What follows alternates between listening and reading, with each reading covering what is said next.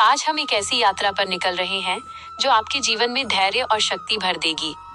एक दिव्य और मधुर स्वर में शुरुआत करते हुए ओम देवी ब्रह्मचारिण्ये नमः।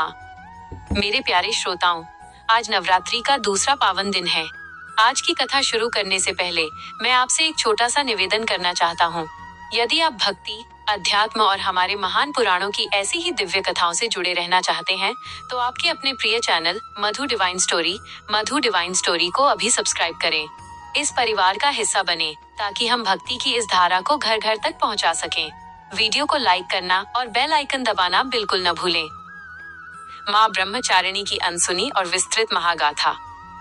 आज की कथा केवल एक देवी की कहानी नहीं है, बल्कि ये कहानी है उस जिद की जो ईश्वर को भी झुकने पर मजबूर कर देती है। एक पर्वतराज की पुत्री का दिव्य संकल्प। जब माता सती ने देह त्याग के बाद पर्वतराज हिमालय और माता मैना के यहाँ पार्वती के रूप में जन्म लिया, तो पूरे पर्वतराज के घर में खुशियां छा गईं।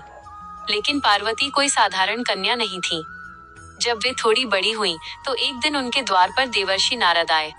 नारद जी ने पार्वती की हस्तरेखाएं देखकर एक बड़ी गूढ़ बात कही। उन्होंने कहा, तारांकन महाराज, इस कन्या के भाग्य में शिव लिखे हैं, लेकिन शिव तो इस समय संसार से विरक्त होकर समाधि में लीन हैं।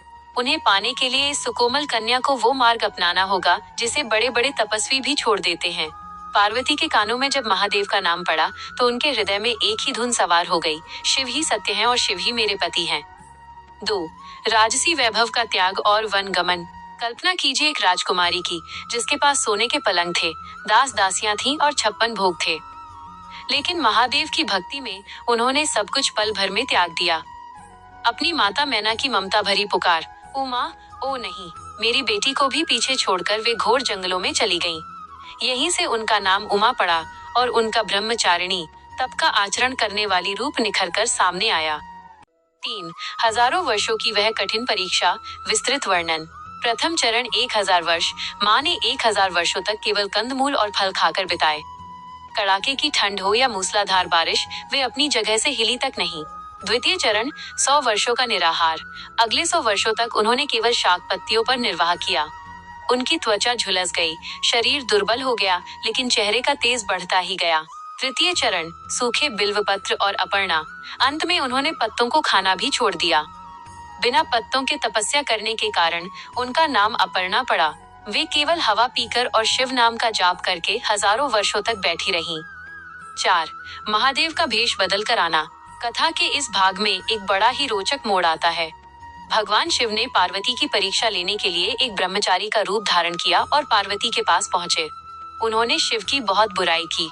उन्होंने कहा, तुम उस औघड़ से विवाह करना चाहती हो जो श्मशान में रहता है, गले में सांप लपेटता है और जिसके पास घर तक नहीं है।